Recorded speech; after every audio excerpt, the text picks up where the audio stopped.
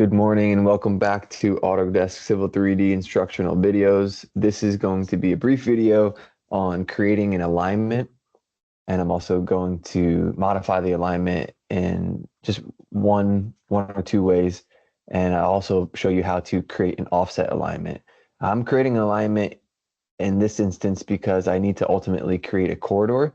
So I'll create another video that shows how to create a corridor using assemblies and how to modify that corridor. That one may either be one or two videos because corridors can be fairly complex, or just maybe one long one.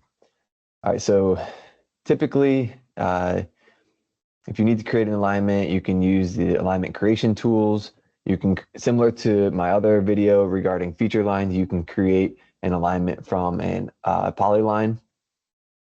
So I'm going to do it two different ways. What I'd like to do is create an alignment that goes along the center line of this water body. So just, to me, it's a little easier to draw in splines. So I will create a spline.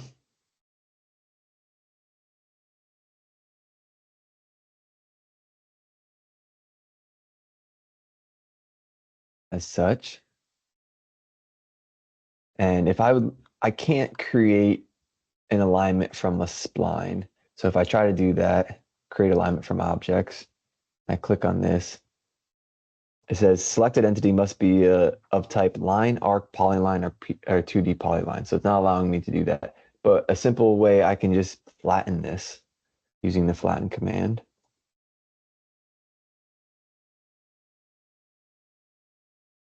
And now instead of a spline, we have a polyline. And then I can create, this arrow indicates which direction would you like the alignment to be. You can either press enter to accept or R to reverse. So I'm going to press enter. And we'll call this test alignment test from P-line. You can assign a site. You can assign a property, the way you would like the alignment style to be. I just choose basic. You can even add labels if needed. So major and minor.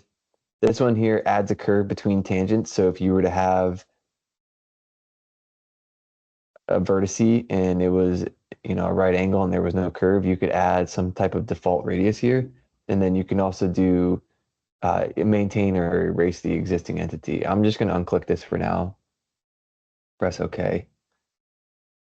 And we can turn off those warning symbols.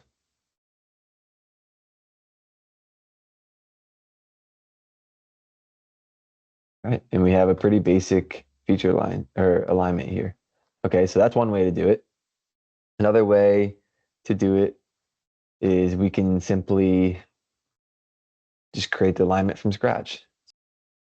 This one will be creating alignment from scratch. So we'll call this test alignment from scratch.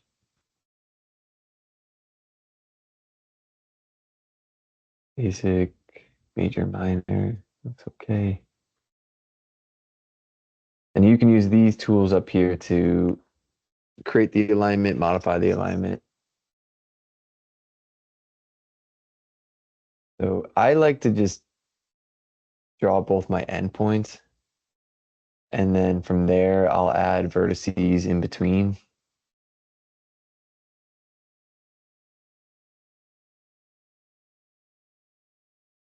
Okay.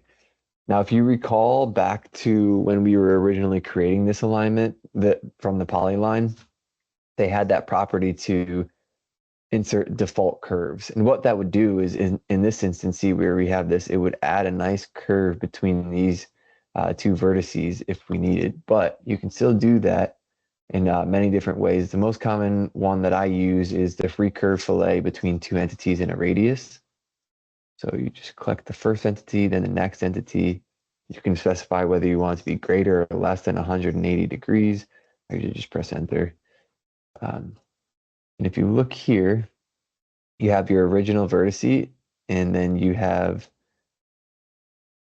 your curve, which you can adjust as you need. And then if you move this, this moves with it. Okay. And then these can go all the way at least to the next, this square, I believe. And then they go nearly to the next vertice. But then the curve is limited by how much further it can go from there.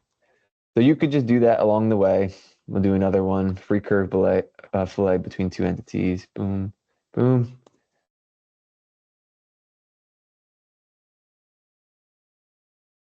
That didn't completely, hang on, let's try again. First entity, next entity, less than. No solution available. Okay, I just had to make the radius smaller. It had asked me to have a 200-meter radius, which wasn't feasible because it was being limited. So I set it to 10 meters, and now I'm able to adjust it as I need. And you can also use it similar to the feature line. There's a geometry editor that you can utilize as well. So here's just your basic alignment. If you need to delete a vertice, you can delete a vertice using this. Goodbye, goodbye. Maybe we want to shorten this up. We can just drag this over here. Maybe we don't need these vertices anymore. Maybe we just want to move this vertex to over here. So there's a bunch of things you can do. The next one I'll show you is creating an offset alignment. I like to use offset alignments as a target for corridors. I also do it for visualization. Sometimes it's nice to kind of represent a road center line, and then you have your shoulders on each side, or whatever. You can do it for many different things. What I like about offset alignments is they move with the center line. So if I adjust my center line alignment, then I now have an alignment at either offset that moves with it. So we go to here. Once you click on it, it says create offset alignment. And I'll just go back to, because I believe you can also do it from here. Yeah, create offset alignment. So there's two different ways. You can either click on the alignment itself and then go to offset alignment, or you can just drop down from the main window and do create offset alignment. And then if you do that, it's going to ask you to select the alignment you'd like to offset. Okay, and you can specify the alignment, the parent name. If you want to only have the offset from a certain station value, you can change that. You can specify if you would like multiple offsets. Maybe you need 2, 3, 4 offsets on the left-hand side that you'd like to target. You can have this be different on either side. Maybe I'll make this 30, 10. Then you can specify a style, and then if you'd like labels or no labels, and just press OK. And there you have it. Now you have an offset alignment under the style offset, and it will move with your center line. So let's just test that out. Okay, and you can see how that offset alignment is now moving with this center line alignment. And that's a super, super simple introduction into creating alignments, modifying alignments, and then creating curves between alignments.